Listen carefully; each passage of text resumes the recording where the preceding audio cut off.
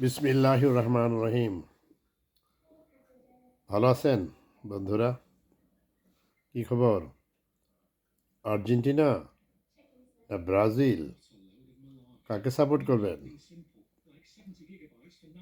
Comment করে জানাবেন।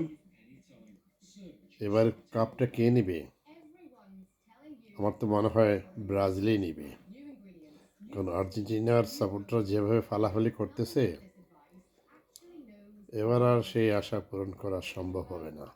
তার উপরে আবার আছে ফ্রান্স, খুবই শক্তিশালী, স্পেন। কাজেই খেলা দেখুন, আর এত উত্তেজিত হওয়ার দরকার নাই। সব ভালো, তার শেষ ভালো।